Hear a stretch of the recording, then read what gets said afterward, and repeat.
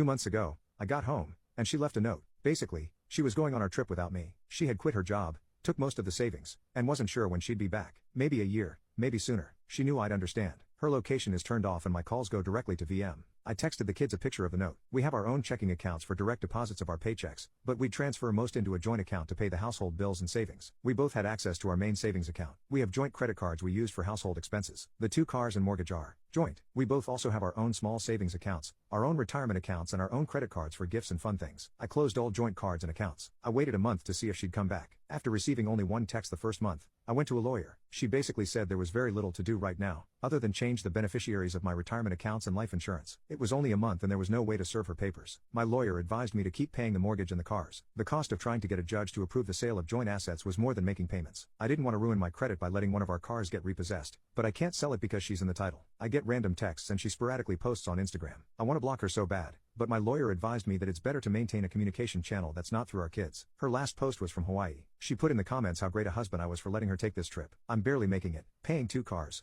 a mortgage, household bills, insurance, hoping there are no emergencies because I have no savings. And she's enjoying our trip. F her. I'm so pissed at her. I helped take care of her mom for 4 years, and her when she fell apart after her mom moved into a memory care home, and she returns the favor by abandoning me. I'll never get to take this trip and have to put off retirement. My only solace is the kids are pissed at her, but they'll probably forgive her eventually. Double F her. I'm no fool. She's hooking up with guys. She looks good. She'll have zero problem getting men. I texted her and asked if she was sleeping around. A week later she responded that she wasn't. So, I'm drinking alone on a Friday night and she's somewhere, probably on a beach, enjoying life. Triple F her. Update. I'm feeling much more positive now that the financial situation has become a little more manageable. My friend's wife gave me some good advice. Don't go from being a hero to a villain in your kids' eyes. How I talk about and treat my wife will determine my future relationship with my kids. I don't give a damn about my wife, but I don't want to make her a sympathetic figure or drive them away from both of us. I followed up with a lawyer. Basically she said we're going to have her pay back the savings she took through a reduction in her share of the assets. Any division of assets will include the savings she took. She'll also have to repay the money I spent maintaining the household while she was gone. There is plenty of equity in her share of the house and her retirement plans to cover that. She said that our finances are so intertwined after nearly 25 years of marriage. My wife is going to get some share of the assets. Best case is she agrees to the terms of the divorce and it's relatively cheap and quick. Otherwise, it gets complicated and expensive. She gave me a lot of options and how much I can expect to spend, so I decided to just mostly wait. I got a couple of credit cards with promo rates for purchases and transfers. That gives me breathing room and I can conserve cash. I'll just pay them off when I sell the house. Now that my financial situation is less stressful, I'm actually enjoying her being gone.